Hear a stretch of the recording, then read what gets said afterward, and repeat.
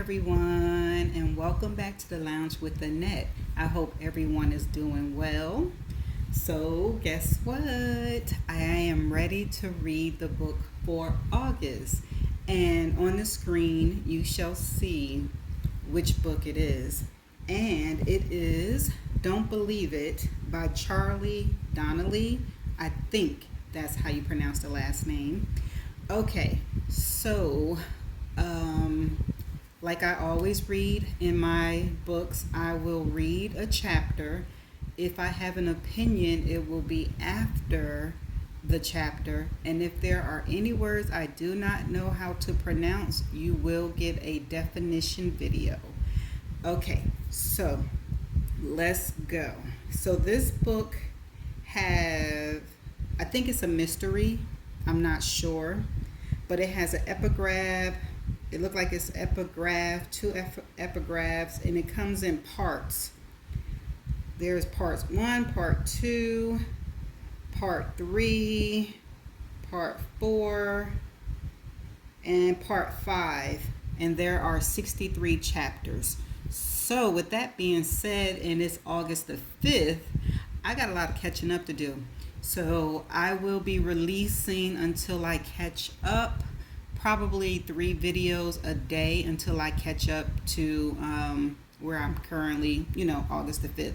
So, we have 31 days and there's 63 chapters. So once I catch up, I believe it might be 2 chapters, depending on the length of the chapters.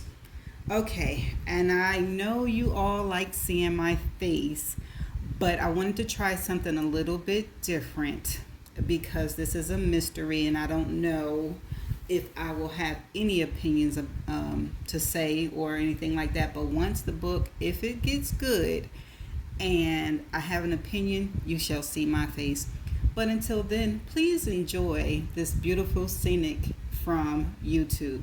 And if there's commercials, you're going to see those too. I'll try my best to catch it. But if I don't, you shall see it. Okay, so let's start. Kingston Books are published. Oh, I don't need to read that. I'm sorry, y'all. Okay, let me get to the beginning. Okay, Sugar Beach, St. Lucia's, Eastern Caribbean. Grosse Pointe, Jalouse Plantation, March 29th, 2007. The blood was a problem.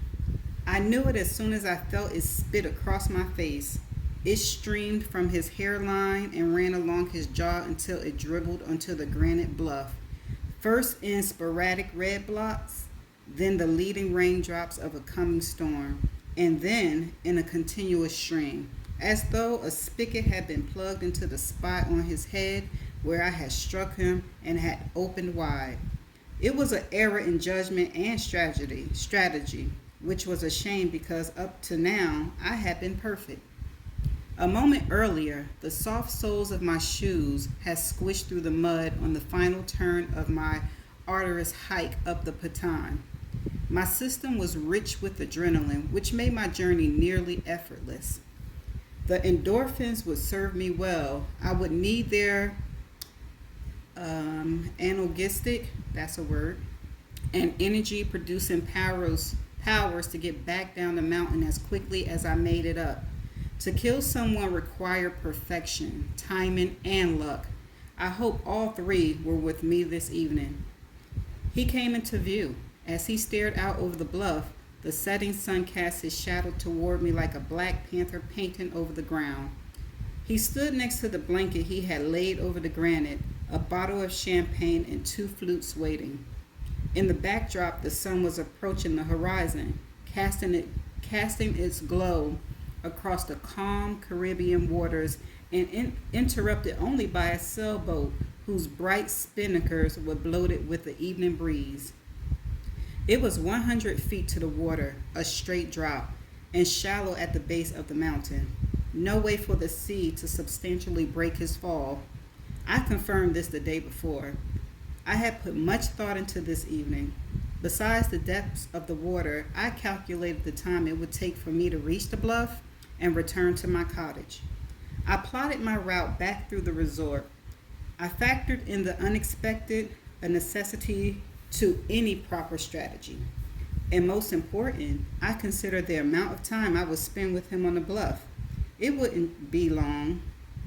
From my spot in the foliage, I took a few silent steps forward until he was accessible, close enough to touch. But physical touch would be limited this evening. Physical touch would leave clues and fibers and forensics. My weapon allowed me to stay at a safe distance. I lifted it, pausing slightly at the peak of the arc when my hand was raised high above my head, then brought it down in a sharp rap against his skull. The connection was solid. A direct strike that he didn't anticipate, likely never felt. Besides a quick synapses that radiated through the neurons of his central nervous system, he likely felt nothing at all. No pain, no suffering. Unless, of course, he was still conscious when he went over the edge. I try not to dwell on that. I knew immediately that I had been too aggressive with my assault. My goal was to stun him and render him incapable of defending himself. Instead, my strike nearly killed him. He reflectively reached for the back of his head and fell to his knees. I waited and watched, unsure how things would progress. He seemed to recognize the blood as it poured onto the granite and gained enough wherewithal to stagger back to his feet. Before he could turn around, my shoe met the back of his pants and he was gone. I didn't hear him land, never heard a splash. I dared not venture to the edge of the bluff for fear that someone had spotted his body tumbling towards the ocean, like a skydiver whose chute had fell, and would subsequently look to the source of the fall and see me peering over the ledge. I assessed the bluff now and worked to figure out the best way to fix my blunder. The blood would tell a different story than I had hoped to draw tonight. It took only a fraction of a second to make my decision. The carnage on the bluff was impossible to hide. The splatter across his face, however, the splatter across my face, however, needed to be addressed. On closer inspection, the spray of blood streaked down my chest and onto my left hand. Another collection of red, I noticed, had speckled my weapon. It was an unfortunate error, unforced and brought on entirely by my eagerness. There was no way to solve all of these problems. I chose the most pressing, the blood that was covering me, and settled on a solution. I turned from the setting sun and the blood-covered bluff and ran down the Patan, stomping over dirt and through brush and down the man-made staircase of boulders and bamboo on a beeline to the cottage. Gros Patan, the Bluff, March 29, 2007. Julian Chris made the hike up Gros Patan in St. Lucia southwestern point in just under 30 minutes. Submitting the Patan was a popular tourist excursion, and he and his group had made the trek the day before. This evening, though, Julie ascended only to the Saphir Bluff, a spot he had found yesterday and determined to be a perfect place to watch the sunset. A simple hike. It required little more than following the trail that spun its way around the base of the mountain. The most strenuous part of the journey was a steep climb up the series of 50 steps built into the side of the cliff by native St. Lucians who used boulders and bamboo to create a navigable staircase across the steep lower gorge. Once a hiker was past the only spirited challenge on the way up to Saphir Bluff, the rest of the climb was a tranquil waltz along the dirt path that offered occasional glimpse of the Caribbean Sea and the Jalous plantation.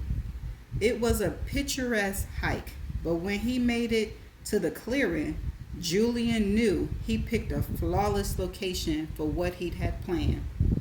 He pulled his backpack off his shoulders and laid the blanket across the smooth granite of the bluff.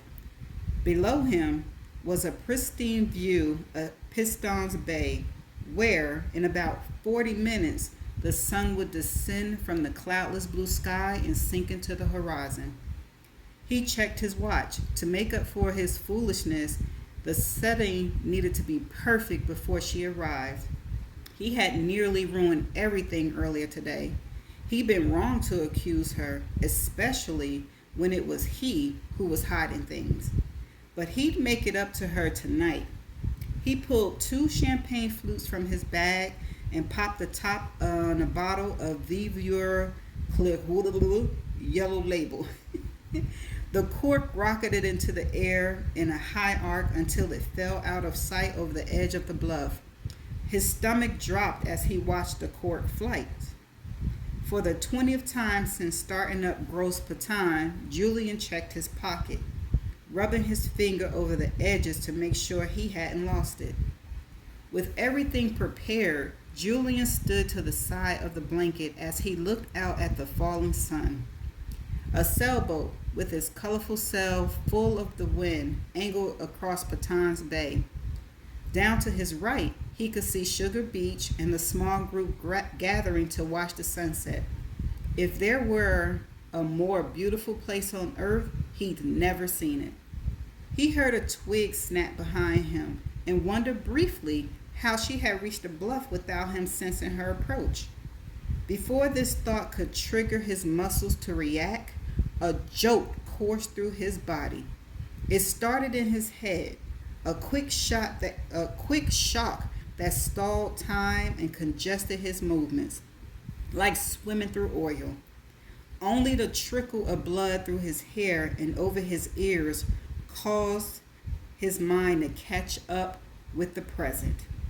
He touched the spot on his head where the shock wave had originated, managing to get his hands back out in front of himself as he fell forward onto his knees.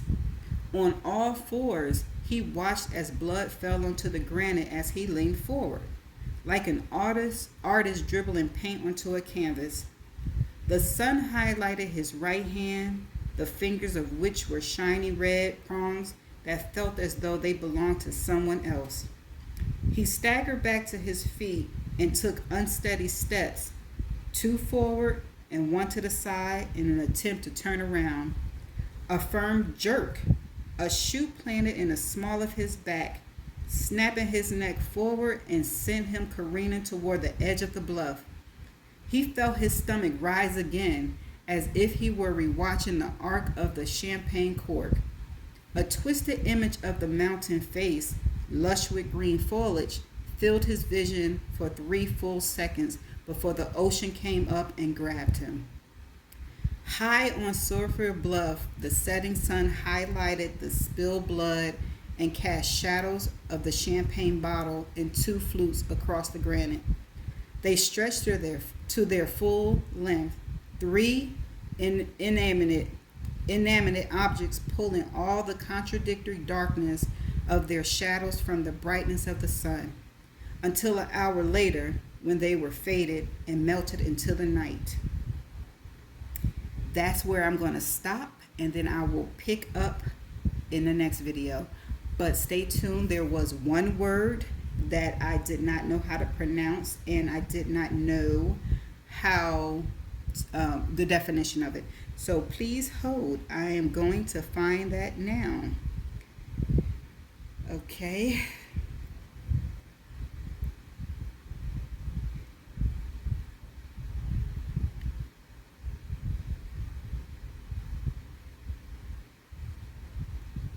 Okay, hold on 1 second. I gotta find the spelling of the word within the chapter. Give me a minute.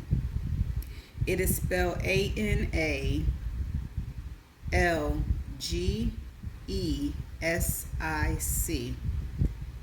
Okay, let's see the definition and the pronunciation. Are you ready? Here we go. Analgesic. Analgesic. Okay. Analgesic. Analgesic. Okay, it's an adjective acting to relieve pain. Okay, an analgesic drug, also called simply an analgesic pain reliever or painkiller, is a member of the group of drugs used for pain management. Okay, So let's see. One more time, pronounce it. Analgesic. Analgesic. So let me go back to the book. Okay. I would need their analgesic and energy producing powers to get back down the mountain as quickly as I made it up. Okay. Maybe it makes sense. But that was it on those two introductions. I will see you in the next video. Bye.